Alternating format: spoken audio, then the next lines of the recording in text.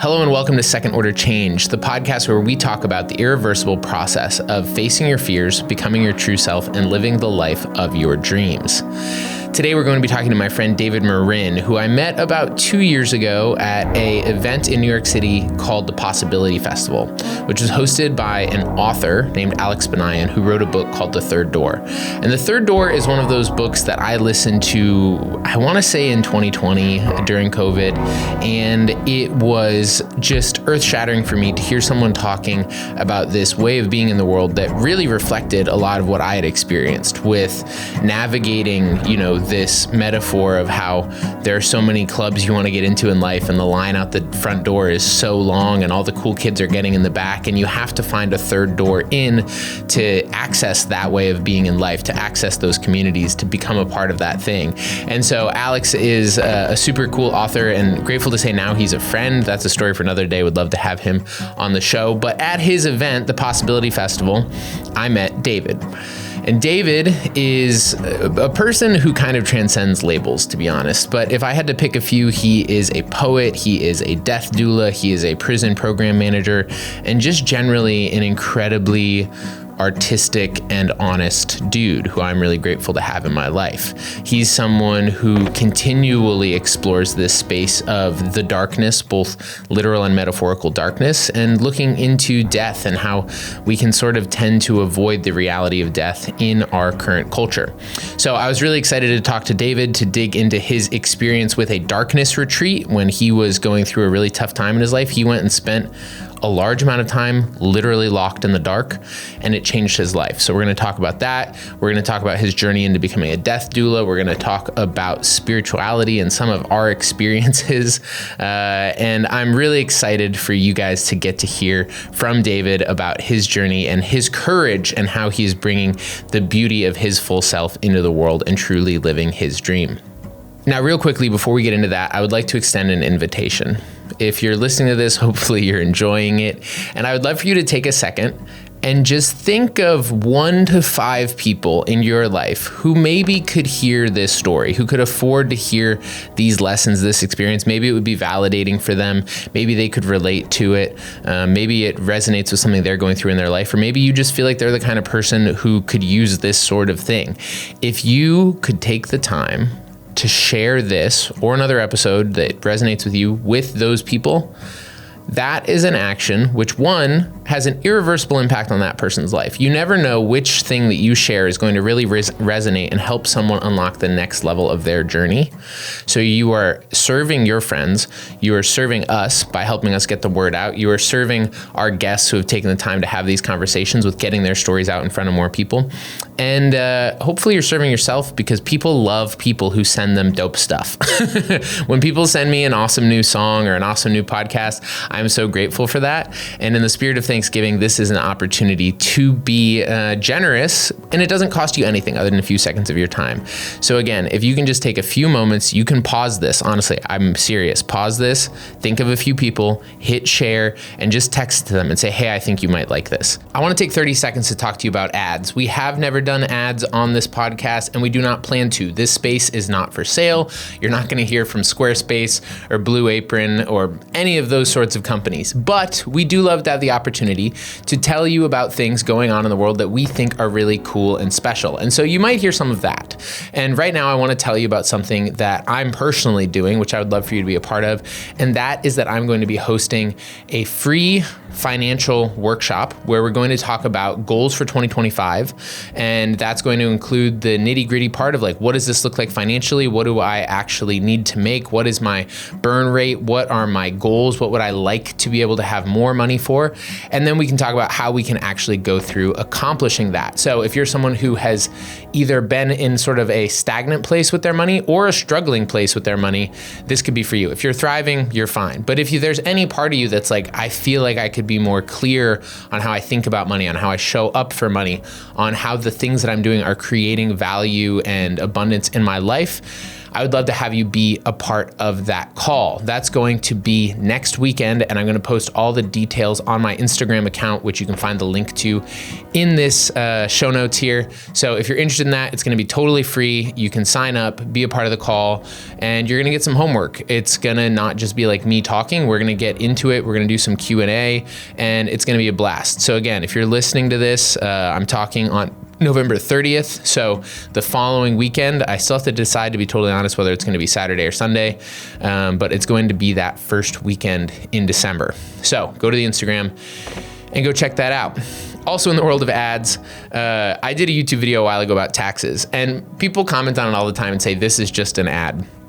And the truth is, it's not. I am not paid to make that video, but it is my honest perspective that taxes and bookkeeping are the first thing that every small business owner, entrepreneur, creative entrepreneur should be handing off to someone else. And now is the perfect time of year to start doing that, because you're getting to the point where you're going to be having to go through new systems. You're going to having to be auditing things. And that whole process, there's a little bit of a spool up that goes into it. But as we're going into January, that's the best time to onboard new people. It's the best time to audit your processes in general, to look at how am I communicating, how am I pricing, what are our sales processes, what are our internal processes. This is the time to do it. And this is the time to bring on that help to get you to the next level, to free up your time, your bandwidth, and your energy to focus on bigger and better problems. Because at the end of the day, my experience was that for the first 9 years of my business, I had my own QuickBooks, I did my own bookkeeping, I had no clue what the heck I was really doing. I was constantly worried that I was going to get audited and the IRS banhammer was going to come down. It took a lot of my time, and then it just didn't happen. I would end up falling apart in like July and wait until December to go back and try and account for my transactions. And it was just generally a mess. I was really stressed. I wasn't paying estimates. I never knew what my annual payment was going to be. And so I just sock a ton of money away at the end of the year just in case. And it was a really stressful way of living that took up a lot of my time. Now in 2020, I switched over and I hired Core Group, and that changed my whole life. They take care of all my bookkeeping. They have access to all my business bank accounts, credit cards, and they go through and they label every transaction. If they have a question, they send me an email, and I get maybe 3 emails a year from them about that. They're pretty on top of getting everything labeled. I get monthly reports on the money coming into and going out of our business. I get quarterly calls, so we can touch base quarterly and talk about estimates, talk about tax projections, talk about what's going on in the business. I have them on call at any time to ask them any questions I have. I was just buying a new car. I bought a BMW X5M, which is a beast, and I called Jeremy, my accountant, and I said, hey, I hear people talking about Section 179 write-offs all the time and writing off the full purchase price of a car. Can you really talk me through how that works and what the benefits would be and if that makes sense for my business? And it has just totally changed the way my business has grown. And this year, we just had our call for Q4, and we successfully doubled our revenue from last year and over doubled our profit from last year. So in the process of scaling, we became more effective, more efficient, and we're growing faster and really excited for next year as we charge towards our goal of doing our first $1 million through Challenger. So all that to say, Core has changed my life. I am not getting paid to say this. This is not a paid ad. This is me just wanting to help you. If you are someone who is looking to take that next step, it does cost money. They can talk to you about all the tiers, but I can tell you that I pay them around $400 a month. And at first, that's a tough pill to swallow. But the reality is that $4,000 a year, $5,000 a year, if I can go nail one decent conversation because of that free bandwidth, it's easy for me to make $5,000. And also, the first year that we switched, they were like, actually, you should be making an S-Corp election. You should put yourself on payroll. We changed that stuff over. I had heard about that, but was terrified of it all. We saved $15,000 in taxes that first year, and that keeps happening year over year. So you're probably leaving tons and tons of money on the table. You're wasting tons of your time, and you should just pay someone to do it.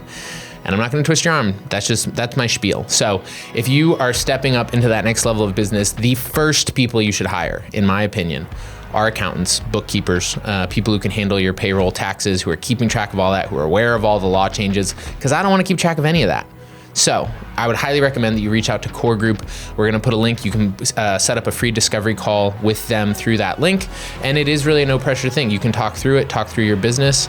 If you ever have any questions, I'm happy to answer any questions as well, but I would highly recommend you reach out to them. So that's it. Those are my 2 not ads. Free financial workshop where I'm going to talk through some of the systems that I use and that you can use in your life to get to the next level financially in 2025. Get yourself some more freedom, get yourself some more fun, maybe get yourself a fun car, or maybe get yourself just like a vacation. Maybe get yourself some better food, maybe have enough time to actually go to the gym or like go take dance lessons or whatever it is. Because finances are really a fundamental part of building the life that you want to live. And alongside that, Core Group is a super valuable asset and partner in executing that inside of your business, whether you're a one-person solopreneur or whether you're scaling a 50-person team. I would highly recommend working with them. So that's my spiel. We're going to get right into this conversation with David, where we talk about poetry, spirituality, walking into the darkness, and the reality of death. It's going to be a sticky conversation. It's not the easiest one, not the most fun one, but I promise you, much like these things in life, it is going to be worth it. So let's get right into it with David. And remember, long live the dream.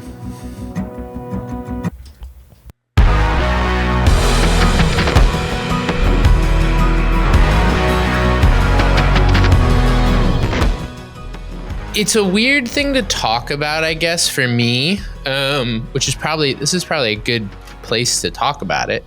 But like I think it sort of started for me with this, what I guess you'd call like a spiritual awakening experience, and just my relationship to reality got really weird. And that was sort of the beginning of the tumultuous period, was just that, it's a lot of confusion, a lot of embodied sensation confusion, where like felt like I had just a lot of existential dread, a lot of emotional churn, external world got really weird, internal world got really weird, energetically got really weird. You start going like, what's real, and looking for something to grab on, and then no one has any answers. And so like that sort of, I would say, peaked for me around like this time last year, November, December. I feel like I was just in like a hardcore, like 2-month dark night of the soul. And I feel like it's been sort of like ramping back out of that in many ways. And it feels like, I feel like myself again, with a whole lot more magic than maybe I did before. Like there's a little more magic in the universe, but yeah, that whole like, I felt like I was in a cocoon, like I was the butterfly in the cocoon, and I was just dissolving. And I was like, I'm just dead. There's nothing left of me. I don't believe anything. I don't know anything. I feel like I'm dying. I'm dead. Wow. You're just boiling like from the inside out. Yeah. I mean, that's what it felt like. I mean, even physically, like the heat, the energy, the alchemy of it all in many ways. Yeah. And so go on. Oh, I was just going to say it's something I haven't really talked about, because I feel like it's not something that in my culture and community that I've been exposed to, people generally talk about. And I think that's the other thing that was really hard about it, is like, I thought I was going crazy. And I think other people thought I was going crazy. And it's like, okay, how do you walk the fine line of like honoring the experience, but also not putting yourself in a psych ward? And since then, I've learned a whole lot more about it and gone like, oh, this is a real thing that happens. And there are physiological processes here and energetic things. But like, I think that's part of why I want to talk about it, is because I have to imagine there's other people that go through it and are just as blindsided as I was. Yeah, it's funny. I've been craving someone to have like a full on conversation like this too, since I've had my own experiences. Like we said, for the darkness retreat, just questioning everything and feeling like, am I going crazy? And then getting really zoomed out perspective, and then getting stuck there. And then it's like, let's come back down to earth. And then like, it's just this constant back and forth round trip between here and the moon a little bit, Yeah, and, totally. So I feel that completely. And I think right now I'm in definitely a big learning phase. Things have slowed down. I feel like I'm definitely quiet now, and I know who I am, and I've landed on a very comfortable place. And now this is just where I'm kind of learning. But I guess I can, I have a poem that's come into mind that I wrote right before I did my darkness retreat. This is like right before I went in for the 3-day darkness. And all right, let's take a couple breaths, a couple deep breaths.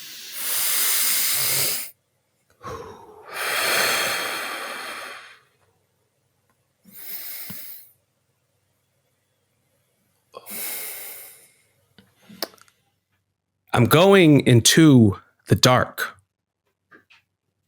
I don't mean to sound so stark, but the darkness has called me more than anything I've embarked. Now, when I say darkness, I mean a pitch black room. Not where I meet my doom, but where I can face my doom. A place where I can confront my own mind without my phone, books, music, or sight. This was existence before coming into life. Before my mom pushed and pushed with all her might. Before I ever had a sense of what's wrong or what's right. This is where I meet myself and find my own light. To be honest, I'm terrified of the dark. I must be insane, but eventually I have to go against my own grain. At 29, I've never felt more misplaced. I'm living in this permanent state of disgrace, doing anything but looking life in the face. I swear my dreams are rich, but my ambition is lost. I'm like that tooth in the corner that never gets flossed. I swear the world is my Rachel, and I'm the Ross. I'm begging to be seen, but never consider the cost. When I'm in the dark, I don't know what I'll do. I'll probably dart by doubting my entire career. And then imagine movie trailers for my new life's premiere. I'll feel like I'm losing my mind before reaching a new frontier. I read that after 24 to 36 hours, a higher consciousness appears. It'll give me new intuition to face my fears and the wisdom to transform all of my years. This is my way of confronting death. It's our final destination, but I live like infinity is left. Can't you see? The darkness will be there at the end. After my thirst to live devours my why, after the water to my river runs dry, and when tears of joy are all I can cry. The darkness will be there whether I'm ready or not. So before I go back, I have to know I've given this all that I've got. The darkness was like a mutual friend that introduced me to myself.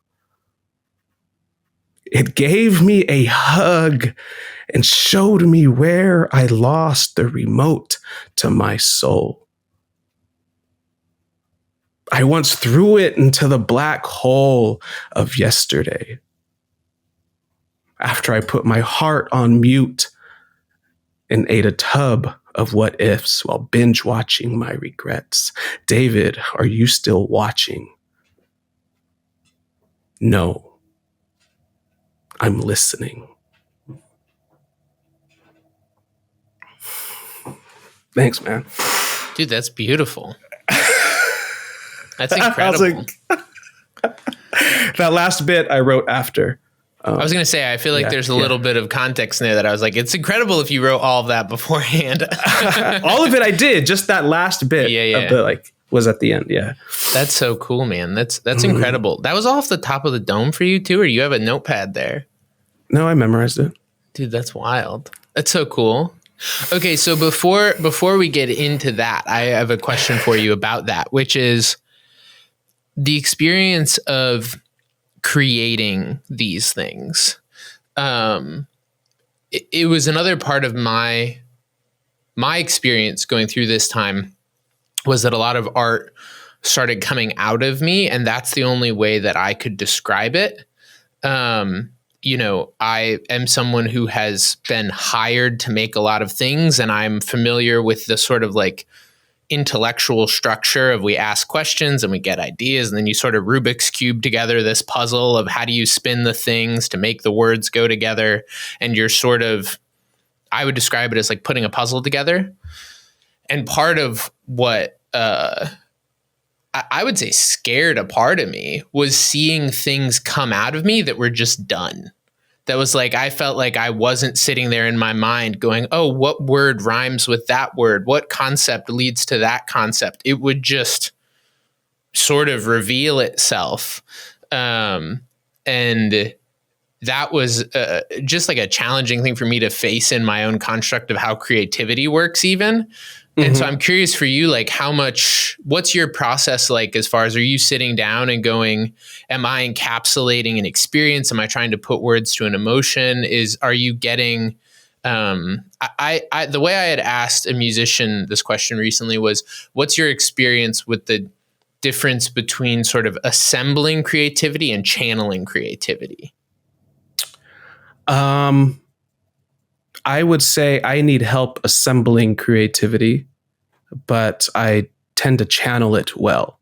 And so I feel like I get a lot of downloads, and I'm getting a better sense of when it's me or the poem talking.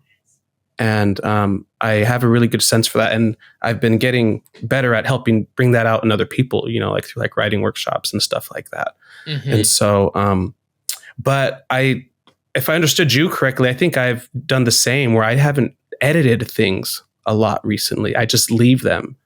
And when I first started writing, I was editing like crazy. And then I was getting too many poems I have time to edit, in 2 years, I busted out like over 1,000 poems. And so it was just like over and over and over. And so I had to take time to go back and read everything. And it's so hard for me to edit. And so I think that's why I'm saying I need help assembling it, because it's like, fuck, I don't know how much of this I should leave. I don't know how much I should leave as is or try to improve, because a lot of it, I'm honest when I'm writing my poems. And I think the editing comes when you're maybe not being honest with yourself and you have to edit the feeling later or something. Right. And so I'm willing to let it all out when I write the poem. I don't hold back. And so I think that might be a reason why. Because sometimes I'll go back and read it and I'm feeling it all over again. It's like I'm crying just from sharing a poem, Yeah. And so it's like I kind of want to leave it there. Yeah, totally. I feel that I guess a small example of what I'm talking about is I used to do a lot of YouTube stuff. And I always found that even when I was doing these sort of direct address educational things that are maybe less poetic or artistic, that the best stuff just came out of me in the moment. I was never a script it, scope it, be like, this is the, here's my hook, here's my whatever else. It was a very just birthed in the moment sort of thing. And I took that for granted for a long time until I started experiencing more of the world of hyper process oriented people that were super no, this is how you build a thing. And I feel like that even moving into the film side, I got so encapsulated in this world of no, here's the A, B's, and C's of building. And there is a lot of value in that, but I still find that the best things that I make are it's a little bit of magic. I'm discovering it at the same time everyone else is. It's not like I'm pre-cognitively developing it and then putting it out. It's a little bit of it's like a true freestyling almost. It's like the beat's just going and you're just in it now. And it's sort of you're taking one step and the next step is appearing as you take it. Yeah, I think how I hear a lot of people talk about process is there doesn't leave a lot of room for wonder. Mm-hmm. And so maybe the whole process can lead to wonder, but I feel like to be intentional about not being completely structured all the time in that way. Right. Well, I guess part of how I've experienced that on the film side, say you're getting more into the documentary world of we want to explore a topic or someone's story, is that part of my experience and philosophy has been that there's an element of preparedness. There's an element of going what are the creative limitations we're going to imply? What are the intentions for things we're going to go into? But I think of it more as like, I would describe it as like an organizing concept or like an organizing construct. And then with the intention that we're going to we're setting up I almost think of it as like a Plinko machine, like where you drop the coin in and it bounces around. It's like we're setting up the bouncy points. And then say we go into an interview, say I was going to talk to you about your experience with the darkness retreat. I have intentions set, and there's decisions that in some ways are pre-made, but now we're in the moment of you drop the coin in and see what happens. And that there has to be that ability that like we've created an organizing construct, and then now we're going to let the magic flow in the moment. And if you hold too tightly to the thing and go, hey, David, what I really want you to say is that just a quick soundbite about this was my experience and how life-changing it was. It's like, you break it a little bit if you hold too tightly, or if you get too just like, we're just going to go talk about whatever and there's no creative intent whatsoever. I find that doesn't really work either. And so there's this balancing point of like having an intention, having a curiosity, having a perspective and a lens that you're using. But then, say you were creating a musical project, going like, okay, here's themes that I want to explore, and here's research that I'm going to do, inspiration that I'm going to pull. But at the end of the day, in the moment where the magic's happening, you have to leave room for the magic part. Yeah. It's like, we're going to bring something to life, and it's going to have its own life, and we're going to have to respect that. Like, right. We can't control it after we bring it to life, kind of thing. Right. And so, I guess that can be why people are so terrified of AI stuff, and we don't have to go there. But yeah. And it makes sense, because I was thinking about this kind of related, but if they say like we are made in God's image and we are creators coming here to create, it's just interesting how that's being mirrored back. Now humans just did the same thing with technology. Right. Right. It's just going to keep recreating itself, kind of thing. Yeah, the Ouroboros continues of creations creating things that create. It's like in that world, though, one of the things that I personally feel about the AI thing is that outside of the sort of just like commercialization of, hey, we make things that somehow are monetized, for me personally, a huge part of the creative process, whether it's poetry, art, or even more on the like film storytelling side, is there's a personal transformative aspect of it. And I think that's the thing that it's one of the things that I value most about the creative process, is that it's not just like making a balloon animal. Like, great creativity changes me at the end of it. And I think that's one of the things that I feel like is missing in the conversation around like, oh, we can just make a thing that like spits out poetry. And it's like, okay, but it's not changing me at the end of the day to tell the machine to go write me funny Instagram captions, like it's not, there's no personal exploration there. There's no interpersonal exploration there. There's no exploration of the emotion. Maybe there is on some level in how you're getting to what's the prompt and how am I reflecting on the thing that it's spitting back. But for me, the process of creation has always had sort of a personal alchemical effect on myself.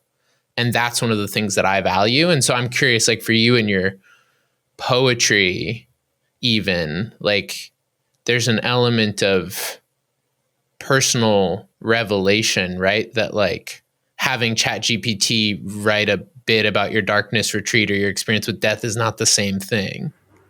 Correct. Yeah, I think in that, for at least for art and for poetry, if I were to use something like AI, it would be best to just use it as a sounding board. Like, what can I turn this into? How else can I use it? Not like tell me about my own feelings. Right. Yeah, but there is something very transformative about it. I went to see a Reiki, not a Reiki, a tarot card reading for the first time a couple of weeks ago, maybe a couple months ago. And something just told me to go get it. And part of the reading, we talked about the creativity process. And she asked, she's like, do you use anything to to channel all of this energy. I was like, yeah, I'm a poet. She's like, oh, awesome. What's that like? And I told her how it changed my life in in 2 years, it just transformed me. And she's like, yes, with every poem that you're getting, if you're downloading them, they are bits that are coming in. They're lights, and you are attracting more and more light the more you do it and the more you give into it.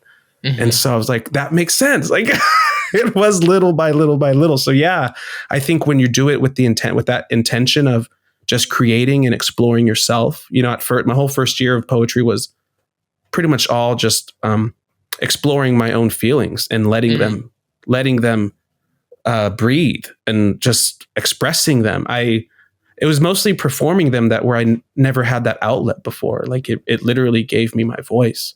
And so yeah, at first it was all transformative and personal. And I haven't been creating as much in these last 6 months, 7 months. Most of this year, it's mostly just been sitting and reflecting and letting it all sit in. I feel like if I forced more creation at this point, I would just be running away or avoiding something else. Yeah, that totally makes sense. I mean, I've personally really found myself resonating with the language of alchemy, and that idea even of just the seasons of dissolution and the seasons of coagulation, sort of that season of creation and manifestation, revelation, and then that season of and now things are going to stew and dissolve again for a while, and then you're going to pop a whole new bunch of things out, that internal inner churn. But something that I would love to hear your thoughts on is there's this idea that I still, it's like a paradox that I have not quite found words for, which is, I think there's a reality to the idea that chronic negative, let's say, emotion and thought patterns manifest negatively in your life. If you're constantly in a bad state, there's physical consequences, there's all sorts of consequences. But there can be this tendency in a lot of various spiritual quote unquote circles, which is, I would call it avoidance of those things. And something that I've found in my own experience is that the chronic experience of those feelings often feels like a byproduct of avoiding the acute experience of those feelings. And what I mean by that is that when you won't let yourself be sad for 20 minutes, you end up a little sad all the time. And there's this idea that it's it's all love and light, it's all happiness and joy, we're going to just push away. But there is a element of expression, of release, of, like you said, the hitting those emotions and energies.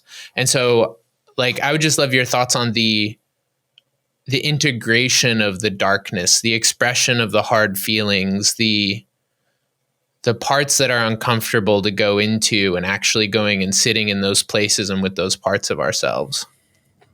Yeah, it's some of the hardest things we can ever do. And I agree with everything you said about there being a very performative place in spirituality, or side of it. And I guess there is a place to it. And, and speaking of, I think accepting that that's a part of the deal is kind of that overarching picture of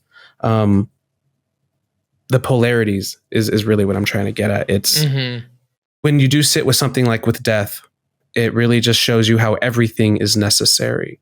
And so it's immediately, it's hard to trust someone who's not willing to go there right away, because just by the resistance right away, you're kind of telling me that's not where your head is at, or that's not important to you. And I also think there's something to be said about spending too much time with that. I feel like that's where I've been really just taking in death as a teacher in a lot of ways, as a death doula. Death has been my teacher in my career, and being a death doula is a lifestyle as well, of just constantly noticing what's dying and honoring something that is dying. And so it's very important because it's liberating. And that's the freeing part of, like you said, I can be sad for 3 minutes. I can be sad for a day or something in this and sit with it. And then let it die, honor it, or I can just escape grieving for it all of my life and just have a collection of grief. And that's how we like end up getting so many diseases towards the end. It's like literally lifetimes of anguish and pain. And yeah, I think I kind of went a little different tangent there, but that's what came out of me. No, I love that. I think that's a point well made. And I guess like the thing that I have had a hard time putting words to is the experience of like, maybe the best way I could put it is, to be honest, there's a part of me that when those things come up, those things that want to manifest as darker art, as darker creation or whatever else, there can be this feeling of like, oh, you're somehow like perpetuating, you're reprojecting the negativity out into the world, right? And so like, how do you think about that interaction between like, I'm not living in the negativity, I'm not taking the stance that I'm a victim, I'm not,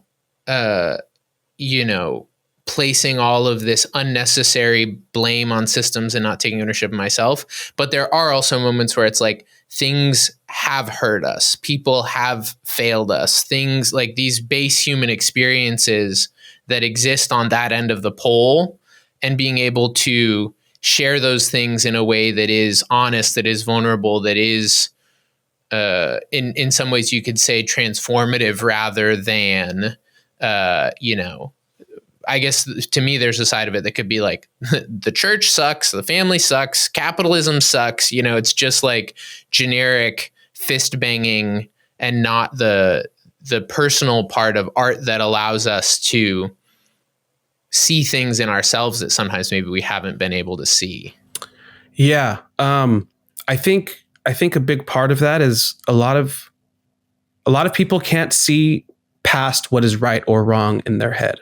Like right or wrong is the destination, is the final destination in their head and where they are in some chapters. And I think that's a necessary step, but you can't be there long enough without like zooming out and realizing like just a bigger picture of like, I guess what I'm really trying to say is a lot of people think that like we don't deserve to suffer, that we have to have a light of like a life full of like love and being seen and being safe all the time, everywhere. But like,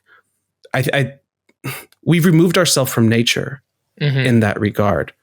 And so that's why it's just really important for me to remember that, because it keeps you small. And this sounds really negative, but like we've become so self-important by thinking we can control nature and thinking we're above it. We've forgotten that we are a part of it. And so it's like everyone wants the love, but no one wants the destruction. Right. And, I have a line that I wrote that, love was never free.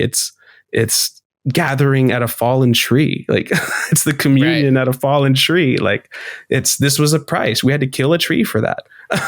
Right. And that can be silly. And like, it's funny that it is funny how there is a movement of like everyone's tree huggers. And I'm not saying that's like, I fall into that stereotypical place, but it just is funny that that's indicative of like how much we disrespect nature and culture. And like, we are that nature, and you're a fool to think that you're not capable of destruction as well. Right. And so it's, yeah. And I guess that's why, like, when I am so comfortable with this idea of death all the time, it does allow me to take it to that extreme, and it just zooms out and it makes me feel small in a good way. Like who am I? Like I'm so insignificant. Like, right. Yeah. Right. Yeah. I feel like that's something that I've had to chew through a lot recently. That's like, in many ways it seems simple, and it makes total sense to me. But when it comes back to the question of what are my personal manifestations of that, I still find it challenging, which is just like the idea that, to me, it's related to the idea that it's like, if you believe that the universe is in any way a representation of God, then you have to accept that like death and destruction, everything's a part of it. Right. And I feel like in my experience growing up in sort of the evangelical Jesus movement was very like, oh, we're just the light, love, happiness, forgiveness side. The devil side is the darkness side, and we disassociate from that. And it's like, that's this very polarized, dualistic, we're half the world's good, half the world's bad. And coming back and going like, it's the symbol of the Baphomet, right? That's like, this is the universe. It's male and female. It's life and death. It's divine and animal. It's both of these things. And going like, I am also a microcosm of that. I am life and death. I am the cycle. I have these things. But then what are my actions? Because I do feel the value of expressing these things, but like, I don't know that I want to be the guy who's sort of going around, going fuck you, buddy, to everybody and just going like, that's my divine darkness. So what's the healthy channeling of that darkness, that destructive power? I think first and foremost, any art that is, if it's dark like in nature, but it's someone expressing something honest and true, I think that is productive. And so, and I hate using productive, but I say that because I think a good filter that I would use is this adding to the suffering, or is this helping to alleviate suffering at the end of the day? And so I think that's kind of a filter I would use. I try to be very conscious of things that I share.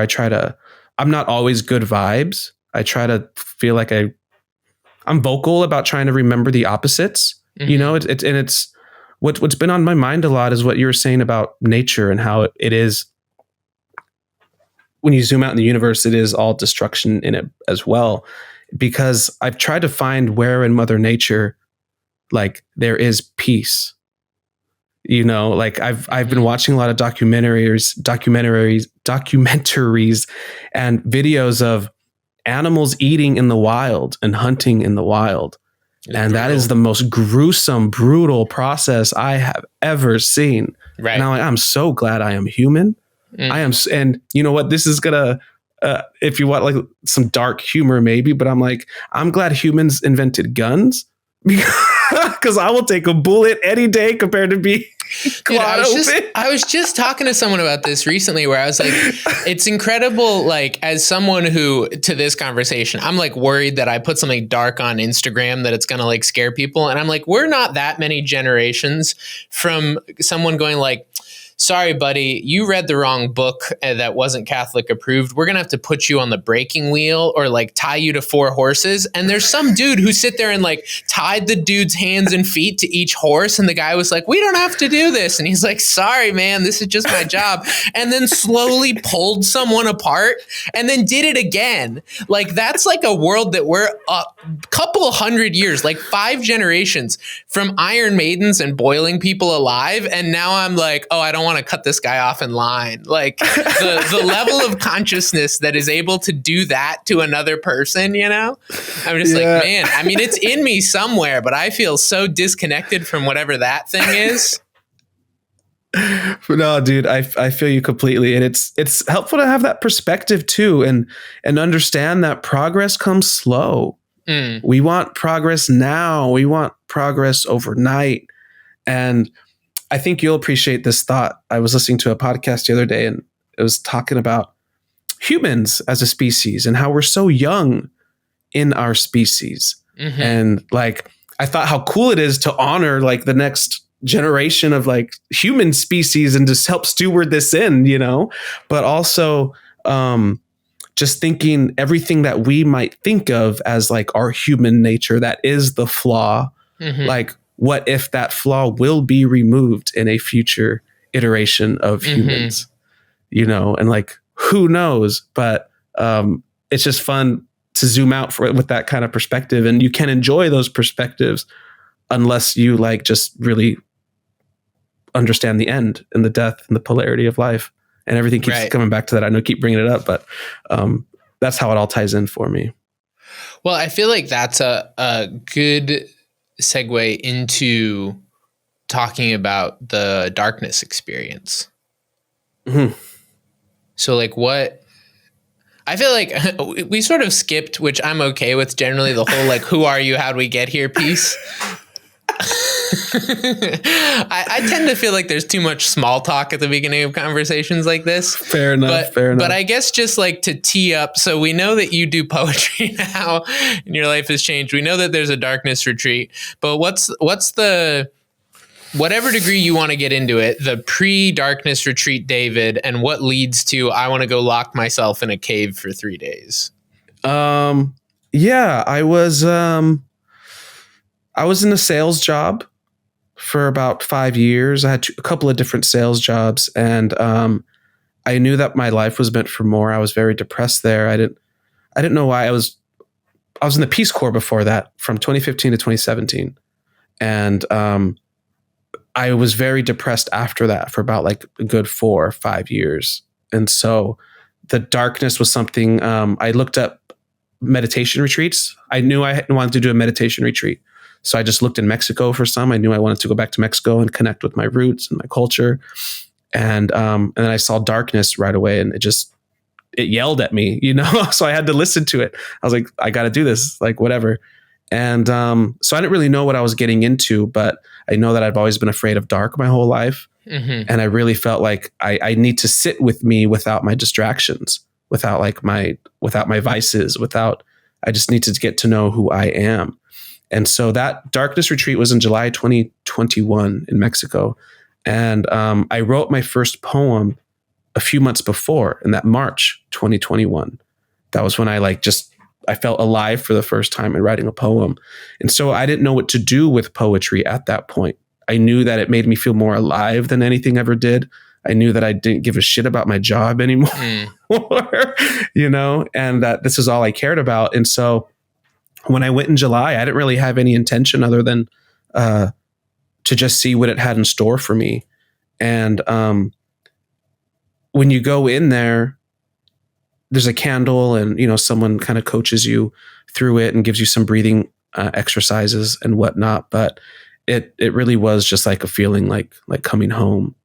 And it was 3 days, about 60, 72 hours. And I bring up being in there because that was when I got confidence in myself as a poet. That's like when I declared that I am a poet. And I doesn't know I knew what it meant. It didn't come with a business plan. Like, it was just like, I'm a poet, and I don't know what that means, but it felt good. And it was actually through like a who am I meditation. I just sat there in the dark asking myself over and over, who am I? And I kept having poems come, and I'd be like, hey, get out of here. I have to meditate. And then like after like 30 minutes, an hour, I don't know, I was just like, oh, I'm a poet. And then I just felt like I was consumed by the darkness, by the universe, it was just insane. And I just like started crying and laughing, just sitting there. And so since then, it's been just a long discovery process after that. I quit my job a year later, and I was like, I don't know what I'm going to do with poetry, but I don't want to figure it out. I just want to spend time with it. I need time. It's like my best friend. And it's like, I need to catch up with him. Let me just travel with him. Let me hang out. And so I literally had no plans for a year. I had some decent commission checks and some savings. And so I said, yeah, fuck that. Let me just go travel. And came out the other side as a death doula, and realizing that those seeds were first planted in the darkness. And I've really, you might appreciate this, but I've really gotten to this place of just surrender to life, and surrender to what has given me life, and be like, now I just got to spend the rest of my life like giving back to this and making sure I'm still worthy of it. And so I went and shared a poem at a prison with Artie. He's someone who I met through Third Door in LA and San Francisco. And I loved that so much that I kept going back every month just to keep hanging out with them. And now like 5-6 months later, I have a new job in this field, and I'm going to have like 3 prison classes of my own where I can incorporate poetry to their entrepreneurship classes and their business pitches, and to work through and just help them with emotional intelligence. And this was a really long answer, but like, yeah, I'm a poet. Like, I'm a prison program manager. I'm a death doula. And just seeing where else this takes me. What was that experience like you know, I mean, I can imagine the external experience of you're in a room, total darkness, you can't see anything. But what's the inner experience of that like? I feel like the longest I've ever meditated is like an hour, and I've gone through like layers. And so I can only imagine if you're like, do you hit some super deep level? Do you hit that point where the voices are all gone and you're just purely visualizing? Are you splitting into seeing the multiple inner voices talking with each other? Like what's going on inside you? It was hell going inside. It was hell, and it was internal debate. I really was able to witness how loud my noise is. You know, it's like, well, what time is it? And I'm like, oh, I don't know. What time is it? Can you hear the birds? I'm like, and then I'd be like, why the fuck does it matter what time it is? We're in here 3 days. They're going to bring food when the food's ready. Like, what the fuck do you want? Yeah. Like, you meditate, do some yoga. And I'll start. I'm like, fuck. Like, but what if the food gets here? And like, what if I'm going to eat? And I'll be like, motherfucker, just do something. Stop. Yeah. Do you ever get the one where it's like, you know, I was sitting there watching those thoughts and I'm like, all these damn thoughts. And I'm like, can you guys just shut up? And then I'm like, that's another thought. And now you're in this like recursive feedback loop of like, is the thought fucking with me now? Like it's pretending to be me while it's still talking to itself. Like, where am I? You get in this really weird position in there. Yeah. Yeah. When I would journal, I noticed when I would do my morning pages, I would say we a lot, or I would say you. And I'll be like, who are you? Like, who is we? Who's talking? And so I'll be like, fuck you. And I just stop, right? Yeah. So yeah, it's funny when you do entertain those and you see what they got for you. And it's like, what's going on in my head right now? So it really just, it was a very difficult process. Honestly, I was battling myself. I did sleep a lot though. In the darkness, your body just, it's like going back into the womb, and it just feels so comfortable and the body just rests. And so I slept a lot. Is it at all long showers? Is it like, I can imagine a world where I was playing a few months ago with lucid dreaming, like doing some of the stuff to try and get into that. And I noticed weird feedback loops because you would start like, basically, I don't know if you're familiar with this, but one of the ways they teach you to do it is like dream checking. So you do things if you ever feel like you might be dreaming, you like try to push through your palm or blow out with your nose plugged. But I would get in feedback loops where I would wake up and I would be starting my day, and then I would dream check, and it was like Inception. Like I was dreaming that I had just woken up. And I feel like there's a world where you're going in and out of sleep and you don't even like, are you super cognizant of like, am I sleeping? Am I dreaming? Is this real? Like, I feel like it would all just get really mushy. I was pretty coherent when I would know when I was dreaming or not. I didn't have vivid dreams. I smoked a lot of weed. I still use marijuana, and so I haven't been able to explore my dreams as much. And I've been learning more and more. That's a deeply rich spiritual part that I need to implement into my life and bring back. And so I'm excited for that. So I wish I had an experience about that. Do you feel like the THC impairs your ability to actually like remember or experience dreams? It interferes with your REM sleep, and it's in your REM sleep that you get the dreams. Gotcha. At least from what I understand. Yeah. That makes sense. Interesting. Yeah. But other than that, no, I would do like some meditations. I would try to do some yoga. I would do some freestyling. I took a notebook to try to write in there.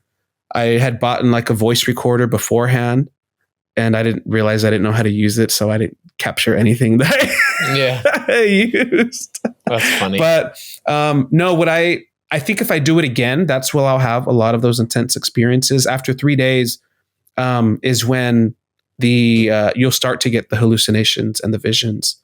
And that's where like your body will start to naturally produce DMT from what I hear and what I read.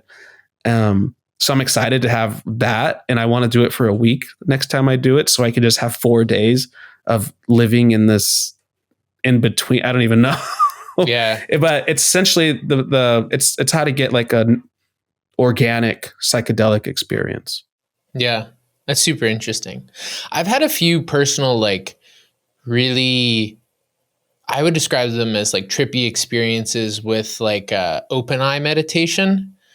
But even just like being in nature and like sitting, totally relaxing, focusing on the breath, but then focusing on like a point, and just finding that like all the trees and everything sort of turn like 2-dimensional, and it feels like you're looking at like a tiled pattern, and it's like, what is this thing that's going on? This is like, I feel like I'm on mushrooms or something, but I'm not. I don't know if that's like a post awakening experience or something. Like, I don't know if I broke something in my brain, but I'll definitely find that where I'll just be meditating with my eyes open and just be like, well, everything just got really weird in my visual field. And if I like shake my head, it goes back to normal, Yeah. It's I think it's like a state of pure bliss. It's just beautiful. And it's like you just fully forget yourself and you become one with being.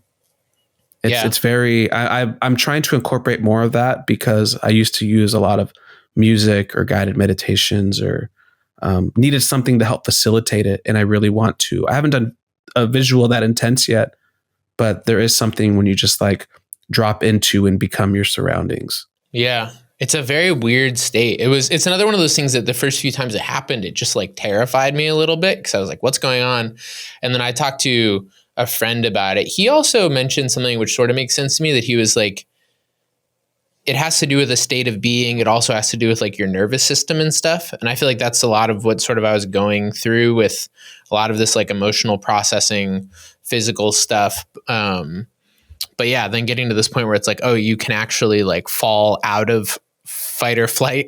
Yeah. And then he's like, you're no longer in this super acute, threat focused mode of perceiving your surroundings, that you are actually unifying with your surroundings more, but that's a different state of being than you've experienced your whole life, which is part of why it's so confusing to you, because you're so used to being in that threat detection mode. And I was like, oh, interesting.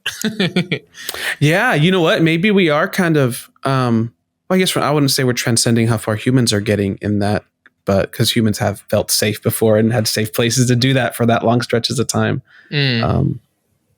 Yeah. How do you feel about like the idea that like, you could look at our understanding of like human consciousness and evolution and say that like we're developing, we're learning.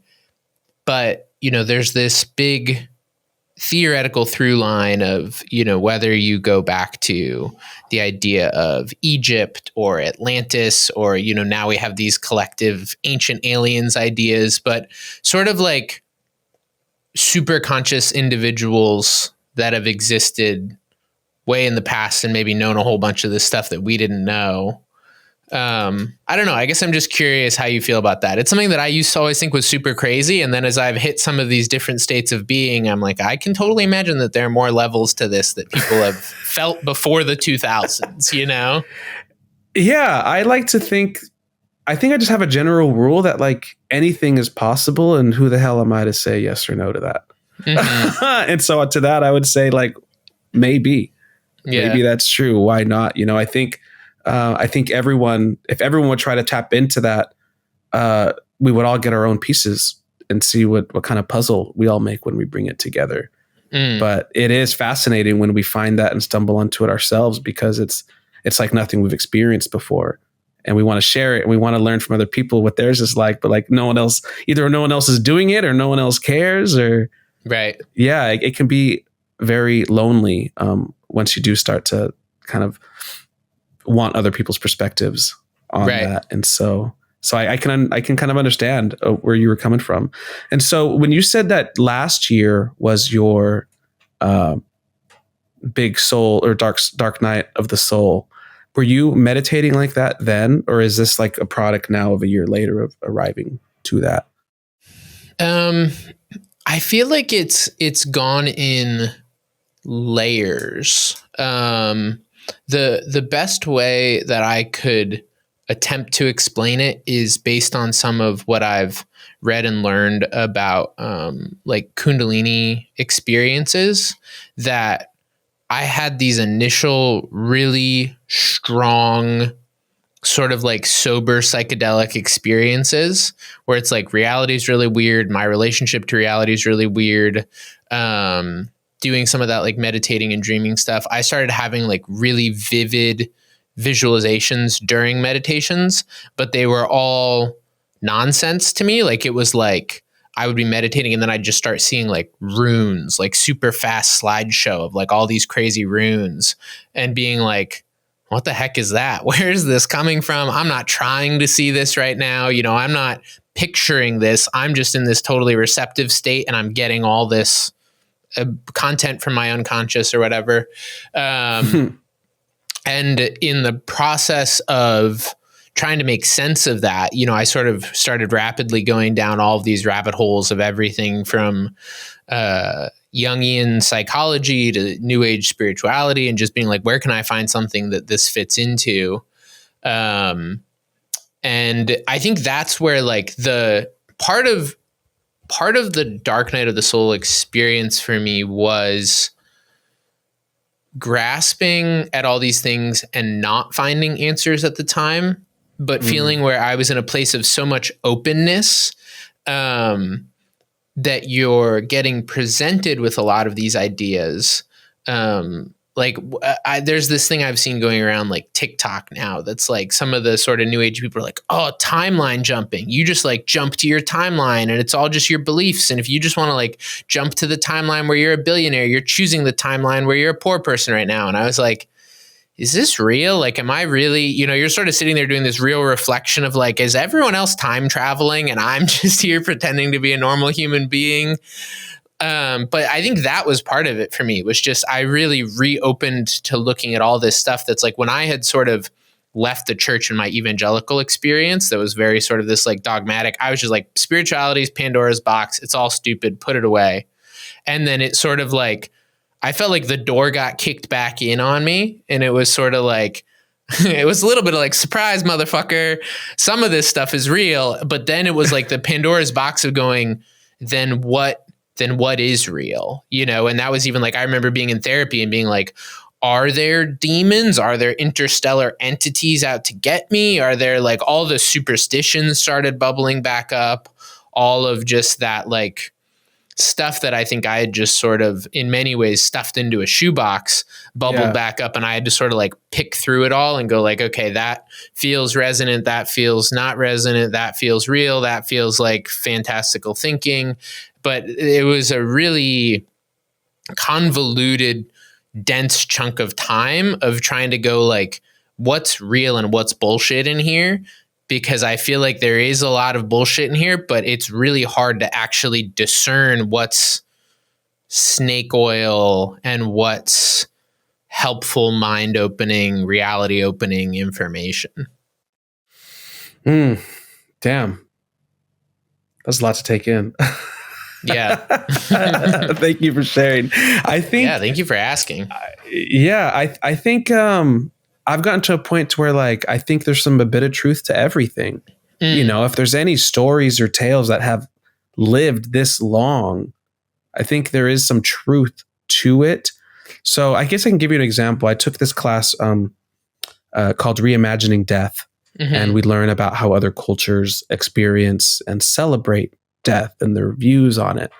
And so something I learned was that we studied the Egyptians, and that so Moses was Egyptian, right? And when he left, he took some of their mythology and like kind of put it into our afterlife way of thinking. And so like they had a heaven and hell type of mentality. They had a when you die, that you would go through a lot of trials, and that you would need to study these spells while you're still alive, so you can take them with you and use them in the afterlife, and then ultimately get to heaven there. And so it was just really interesting to see like the roots of their thinking and views kind of channeled and transformed into what ultimately became, you know, like the Jewish and Christianity traditions. And I did see how it's all linked, and that was just really fascinating. And so just even with the other cultures we were studying, it really made me see like we're all just kind of borrowing for each other. It's art imitating life, and we're all trying to make sense of it. We'll never know, and that's like the wonder of being a human. I think if you agree that we are spirits having a physical existence, part of that is coming to be contained, and like with being contained is going to come overwhelmed and like exhaustion and like I don't know what the hell's going on, and that's part of the excitement. And so I think a big piece of that is embracing that uncertainty. Yeah. You're like, I don't know, but I have a body that can tell me what feels right to me or not. Right. Yeah, I totally agree. And I think that's like, it's an interesting space to be in. That's like, what can I hold on to as my sort of current truth, let's say, while leaving room for everything else that may or may not exist out there, and without holding too tightly to it. But like, I would say for me, I generally find that there are levels, let's say levels of understanding, and that things can be true. One of the great mysteries to me of symbology and a lot of what you could call like sacred teachings and symbologies is that they're sort of fractally true. Like you can look at it from any angle of consciousness and it means something different, but it all means something. And so going like, okay, I think that my perception is that there are levels to this stuff. I have no clue in the relative scheme of levels if there are, where I am. Maybe it goes on forever in both layers. But I think for me, it was more like sorting through what I would call like the practical stuff, where it's like you're running into people who are like, oh, your body runs exclusively off of belief. And so you can just like drink red wine and eat ice cream all the time. And the only reason you think that's bad for you is because you think that's bad for you. And it's like, okay, that's, to me, where I'm sitting right now, it's like, I think that's objectively false. There is a level of like, how we feel about our food and the emotional attachments to our food, our fear of food, that's like, it has been shown to have an effect. There was a study recently that I love citing that's like, they gave a bunch of people the same smoothie, told half of them it was a healthy smoothie, half of them it was an unhealthy smoothie, and their body responded differently. And so there's variance there, but I don't know that I can get on board with the guy who's like, the enlightened can chug motor oil and it has no effect on them. Maybe that's a level that you can get to. It's not a level I'm at. And so like, those are a lot of the weird, like seemingly silly things. But for me, really going into the question of like,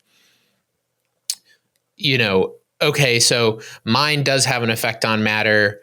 Even part of what I was going through with athleticism and reading some of the studies on like self-talk affecting blood lactate levels in athletes. And so they were doing like time to exhaustion tests, and they found that athletes who instantiated positive self-talk during an exhaustion test had measured different physiological responses.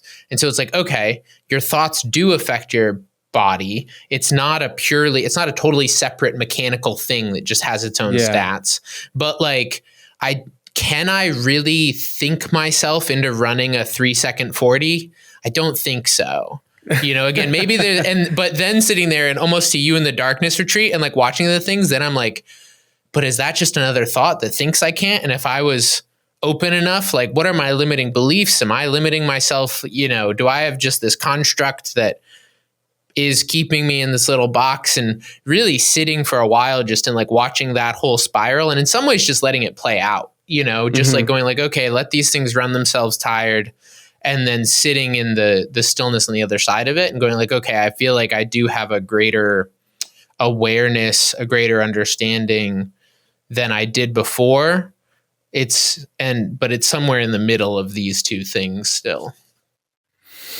Yeah, I think something that came to mind while you were sharing that is how easy or how prone we are to also like doubting ourselves and how our mind cannot be trusted, or how we can't just trust on our own minds to do all of this learning and exploring as well. I know you're talking about like the scientific studies, and I do believe that.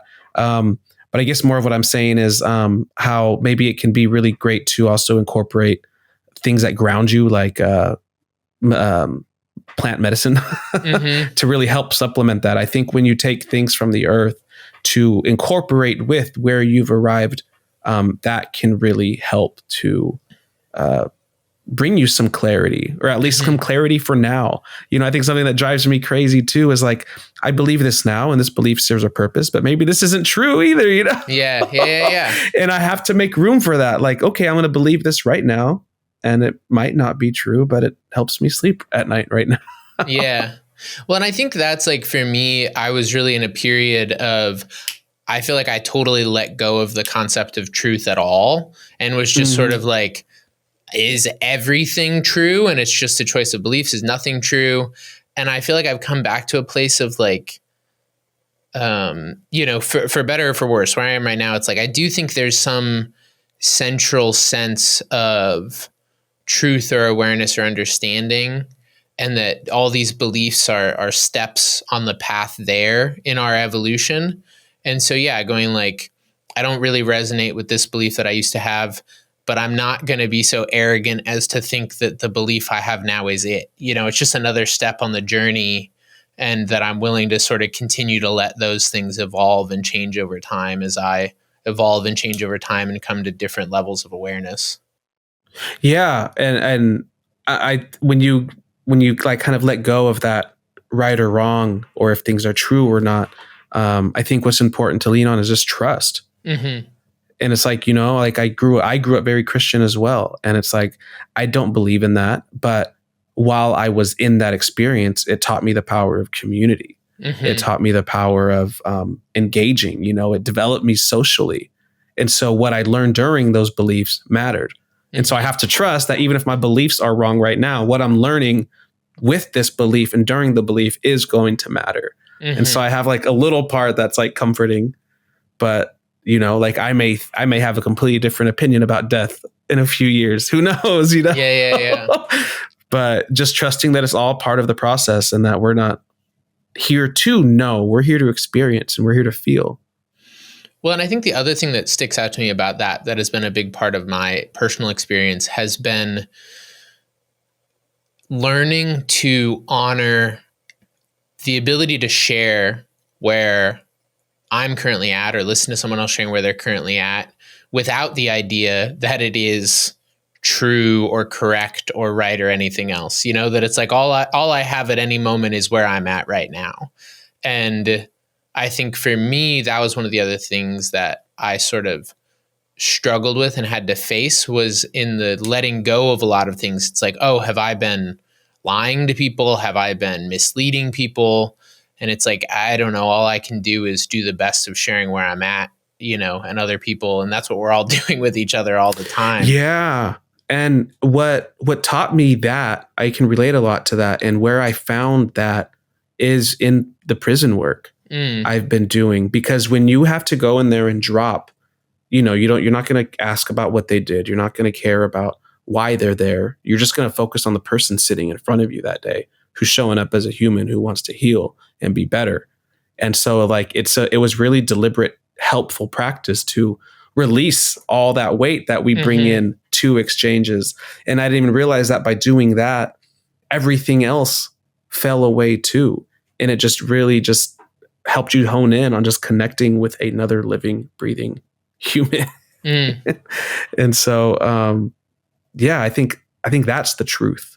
I think, like we're talking right now, that's true right now. We're going to be here, and we're going to learn and grow from each other. And so, I don't know why it went there, but yeah, no, I love that. And I think there's a real, like, I don't know, there's probably some sort of term for this. But I have found more and more comfort in I would describe it as the self-trust to allow the sort of like momentary formation of beliefs. And so like one way that I would describe that is like when I feel like something I'm going to share doesn't matter, oh, this isn't going to affect anyone, oh, this isn't going to get anywhere, then it's like the ability to sort of churn up that like everything matters, everything impacts, butterfly impact of like, you just don't know what's going to do anything in the world. I'm going to turn that thing on and use it as leverage to push myself towards putting it out there. Mm-hmm. And the other side is when my head goes like, this is stupid, this is wrong, I don't really know what I'm talking about, whatever else. And it's like, you can also turn on the nothing matters. The universe is going on forever.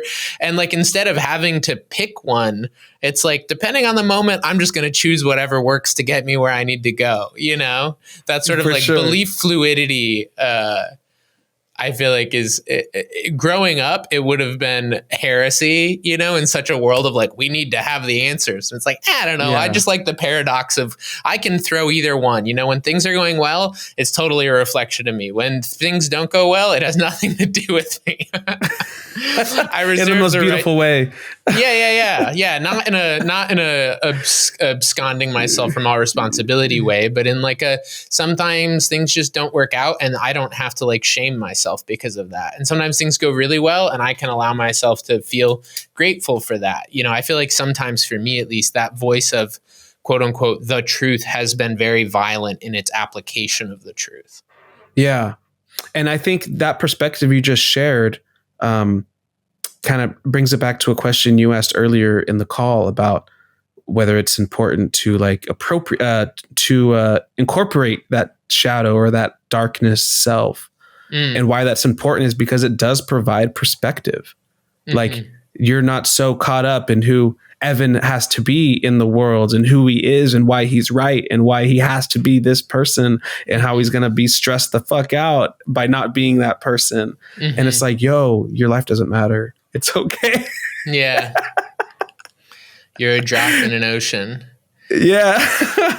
But that's the crazy thing about it, right? Like it really is like I've found in the last part of my journey that like the paradox and bothness has been a big theme, but this idea that's like you are both a drop in the ocean and you are the ocean in a drop. You know, it's that like you're a tiny piece in the universe and you have the whole universe inside of you, this whole crazy, weird existence that we live in, and like being able to honor both sides of that. But I was curious. Sorry, go ahead. No, you go ahead. I was going to say, and with that means that we're also the worst of humans and we're the best of humans. And like, we can't separate each other from that. You know, I'm the one pulling the trigger and I'm the one getting the bullet. Right. And I think you're doing yourself a disservice when you think you're incapable of doing that and acknowledging that side of us. So I just wanted to add that to that too. No, I think that's a great point. I was curious, I feel like just before we transition out of this, I feel like it would be remiss to not talk about just like how has your relationship to the concept of death changed? Because I feel like death is one of those, like, I don't know, at least in my experience, it's a very like, we don't really have a great cultural integration of death in any way or grief in any way. It's sort of like the big thing we don't talk about and don't look at and just keep building. You know, we're empire builders who don't want to think about it. And it's something that my relationship to it has changed a lot, but you've gone way deeper into it than I have. And so, you know, what sort of pulled you into that to begin with? And then how has your relationship to it and perspective on it changed? What pulled me into it, I can't explain other than it just felt like a tug, and that listening and following that tug is a muscle that I've been developing for like the last 10 years, you know, like, and so it wasn't very rational. It just felt right. And it's what excited me. And so I followed it. And then, I think what it's taught me now is how spending so much time with it, I've seen how it really is everywhere and how we've done ourselves a disservice by not recognizing that. You know, parts of us die every year on our birthday. That's a ritual to acknowledge the death of our previous selves. We just don't know it. A wedding is a ritual to, it's the death of your single self. It's the death of your previous life because something new is being born. And so it's shown me that death is beautiful because it means something is going to be reborn. And it helps give me hope and excitement and acknowledge when parts of me aren't dying and when parts of me I need to let go. And so it interestingly became a tool for like self-love and healing. Mm-hmm. And it's like the ultimate reminder that life is short, and the ultimate just let you get laser focused. And so there's something I'll say is I'm taking a class right now where you have to pretend like you're going to die in a year. You get a death date. We talked about it in the future before, but you get a date as if you're going to die a year into the future, and you live like that. And my pretend death date's coming up on March 7th, 2024, and it's as loud as ever. But I've like had some more joy than ever before. And it's just showing me truly how it is our best friend without realizing it. But if we're never going to die, life would be awful. Life would be boring. It would be hell. It matters because it will end. Mm-hmm. And so there's so much power to that. And it's why I'm doing what I'm doing now, to try to help bring this truth and this relief and reminder that we're everything and we're nothing. Mm-hmm. And yeah, man, that's powerful. That touches back to the boldness thing, right? Because it's like, even I have felt much more in the last year. It's like life is both short and incredibly long. It's like my life up until now is functionally in infinity, right? Like it's my whole conscious experience. And it is an infinity that is always expanding. And I could have, easily three times what I've had left. And it's like, man, it's that weird boldness of that. And even the boldness of the microcosm of, say, this life and what is made special to it in the face of the reality of death, but the ongoing cycles of life. I think you're one of the few people I've talked to about the idea of past lives and stuff. And, I was raised, I feel like, very much with this, like, you get one shot, don't fuck it up, or you go to hell forever sort of thing. And so how do you also integrate like the beauty of the moment with holding space for the idea that like this moment also isn't the whole journey necessarily, if that makes sense? It does make a lot of sense. At first, when I'm a believer in past lives as well, I believe we have many rounds on earth, more than we can ever count. And when I started to fully believe that, I started valuing my life a lot less. And it's like, not that I got completely suicidal, but it was just more like, it doesn't matter if I die. Like, I'm going to come back, whatever. And so at first that was empowering. And, but now I'm on the other side of that. And I'm like, no, fuck no. Like, I'm not going to be David again. I'm not going to be Mexican American again, David again. I don't know. Like, I might be a poet again, but I'm not going to be like a poet as David. I'm not going to enjoy David's family. I'm not going to enjoy David's feelings and David's lessons. And so it was like, I had to leave to come back. It's like you go out and you view it from the outside, and then it's like, nah, I'm going to jump back in and dive into me and be me, because I'll never be me again. Right. And so it's like, I wanted to be David for a reason. So let's enjoy this as long as we can. Right. And it might not matter in the grand scheme of things, but it matters right now. Right. I think that that was a big part for me of going through some of these experiences that are, I would just, I would sort of use the blanket term of like transcendental experiences, where it's like, okay, I'm not Evan anymore. My perception of reality and time and everything is weird, and I can still exist. And sort of that crack to being like, okay, I'm open to the idea of it continuing to exist after this, at least, let's say. That like whatever I think of as me is not everything that is me. And that sense of almost like it's another death. It's the like grieving of that perception and the loss of the pressure now that it's like, oh, well, none of this matters. The stakes are gone. I'm not great or ungreat. I'm not, all of these sort of ego constructs of polarities start falling apart. And that's where I personally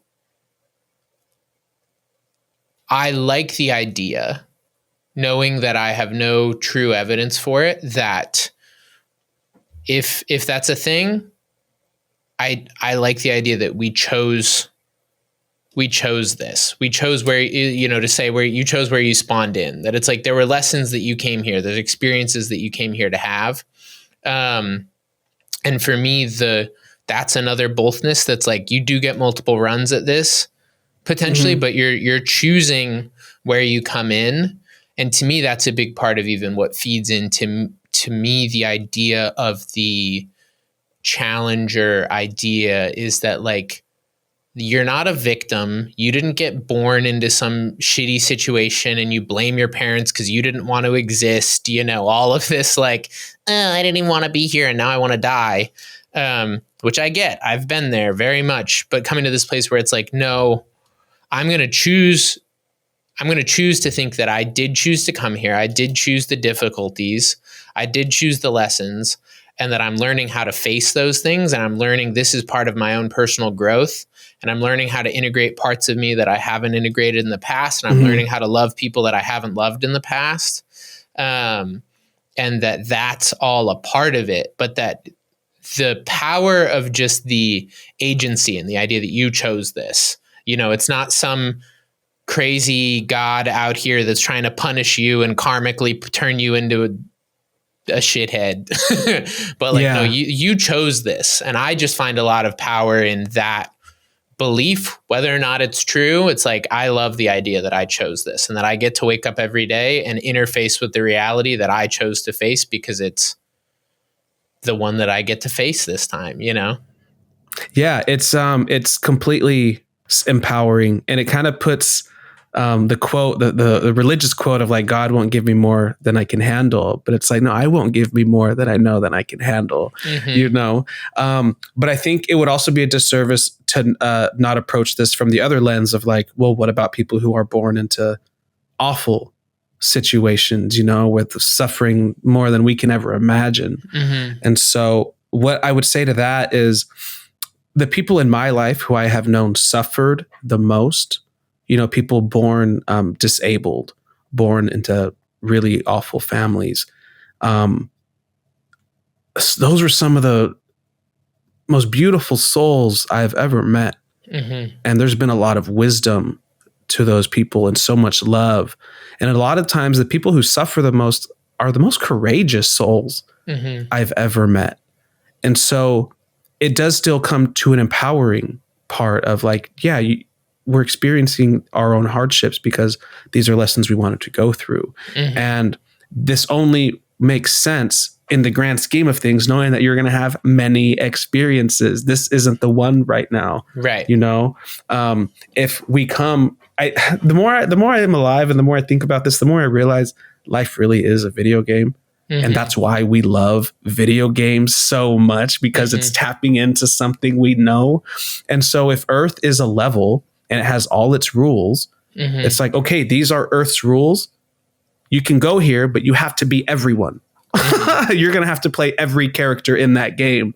And so, I'm going to enjoy the privilege of being an American in this life right now, because I probably didn't have this privilege in another one. Right. And so it helps no one for me to suffer and like hate my own privilege. I can enjoy it and I can love it.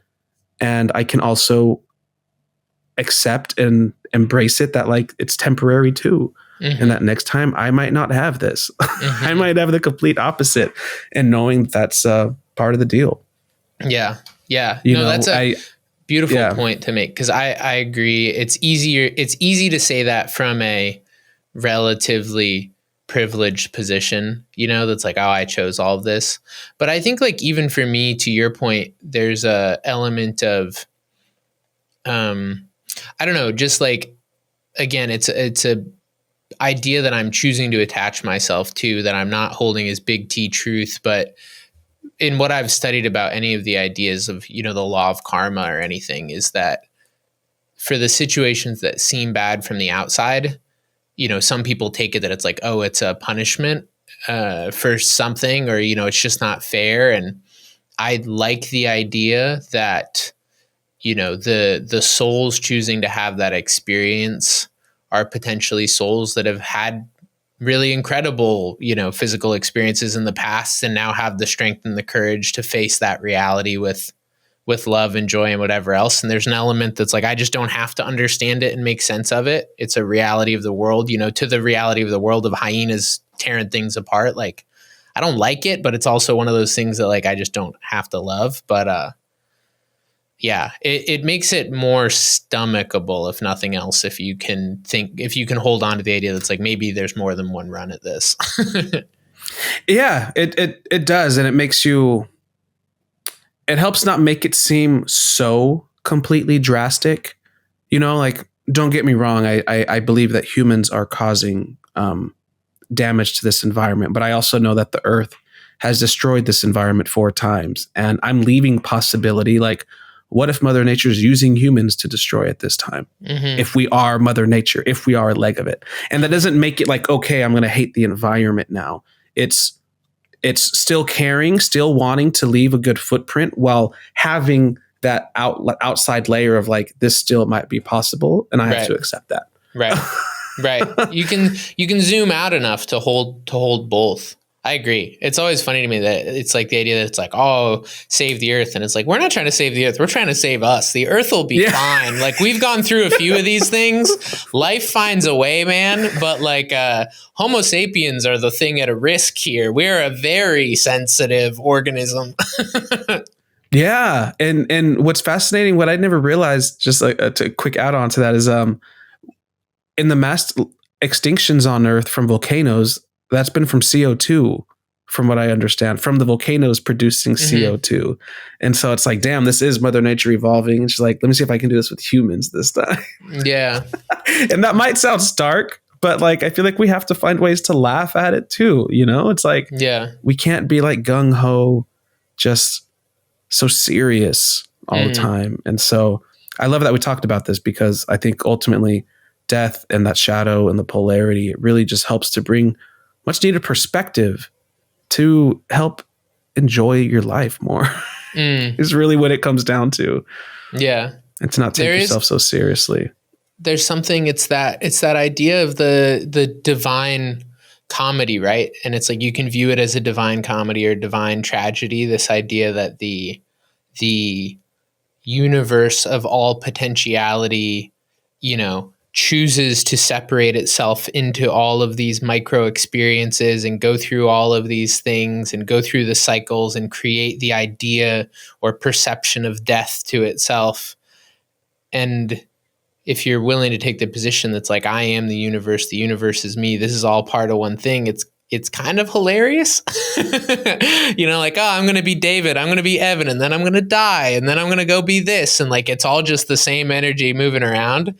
And yeah, I think there's something to being able to me, it roots back to the idea that the best problem solving, the most creative state of being comes from a state of play. And that even in the face of things which are dark, even in the face of death, even in the face of whatever else, that it's like, if you can look it in the face without losing that spark of play, that's part of where our power is. something you reminded me that's similar to what you're saying. I was writing my death plan about like my final wishes, and I was thinking of writing, I don't remember if I actually wrote it, I need to double check, but like, when I die, like, leave out my middle finger, like just to add some humor. Yeah. Dude, that reminds people me, like laugh. That reminds me though, I just learned something, because I've always had this hunch that's like, I feel like there's deeper sort of like historical conscious connections to things that we take for granted, whether that's like sayings or whatever else. But I was super curious about like the middle finger thing. And it was only recently that I learned that the middle finger has always been like an ancient symbol of your soul, of like centeredness. And so there's something to like, it's like telling people to go recenter themselves, or like reminding them of their divine presence, you could say. And I was like, that's really funny to me. Like, that's another funny, like, just the idea that that's what it means, and now it means what it means, and you can have both of those things together.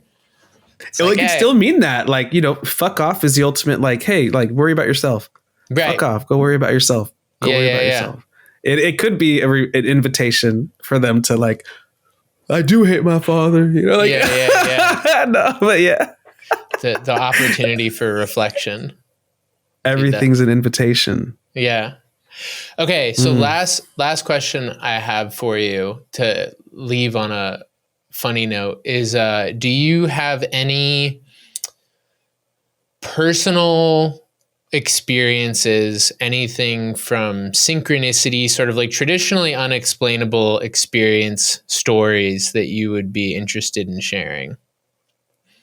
Because this is one of the things that, as I've been talking to people, I've talked to more and more people who are like, oh, I've had this story, but I've never wanted to tell anyone because I thought I would sound crazy. And I was like, we should just start telling these stories. I've had a lot. I feel like my last year and a half since quitting my job and after that darkness has been one long synchronicity, like, roller coaster. And I guess one thing that I'm still in awe of, and it was just so cool how it worked out, was and I'm still getting plenty right now, but last year worked out so crazy in 2022. So I was quitting in May. My best friend was having a wedding in Morocco. And that was in October. And so I booked a one-way. Something in me said, like, book a one-way flight because, like, you don't want to plan. You don't know what you're going to do. Just book the one-way right now. I was like, all right. And so a few months later, I'm like, damn, I need to figure out the rest of that trip. Let me see what I'm doing. I was getting overwhelmed looking at all the flights and packing. I go online and I see that my favorite poet, NQ, who inspired me to write, was hosting a retreat in Morocco a week after my friend's wedding. Whereas if I had never booked that one way, like, I wouldn't be able to go if I had booked it prior. So I was like, oh shit, like, this is why I waited. I listened to that gut feeling. And so I hit him up and I was like, hey man, like, I just quit my job. Like, I'm on a budget. Like, can I still try to make this work or whatever? And worked with me. And then I went and I had the most incredible time of my life. And I met, like, a bunch of local Moroccan poets. And then, so that, just zooming out, I'm like, what are the chances that would have happened? Like, in the same country, in the same place, at the same time with that poet. And that was a really cool one. And then with Monarch Butterflies, they've been my muse since writing. I've, like, followed them to their migration in Mexico, where they go every fall. And I was hyping this trip up for myself, like, over a year. And when I finally get there, I sleep at a guest house nearby the entrance, and a butterfly lands on me, and it, like, comes up my arm and neck and head, and it stays in my head for 18 hours. It goes to sleep with me. And I'm like, what the hell's going on? And I thought it would leave me the next morning when I, like, went back outside. I thought it'd go with his homies, and it stayed with me like another 4 hours. I thought it died, and then it just got up and flew away. And so, like, that was magical from, like, a year of just following butterfly signs almost every day, like synchronicities, even, like, going on a date with someone who lived on Mariposa Road. Like, I'm like, what the hell, which means butterfly. And so there's been so many, dude. Like, there's been so many. And I think what I'll share is a lesson on, like, synchronicities and blessings. I think I had so many at one point that I would, I started getting lost in that high of, like, oh my God, life is amazing, blah, blah, blah. And it's like, I would get caught up in this sense of, like, everything's amazing, but that wasn't, like, really reality. And so I've really learned to, like, you have to be grounded when accepting these things. Like, the excitement is not the accomplishment. You're not doing anything with that. And you're fooling yourself into thinking you're doing really tangible steps, but you're just excited.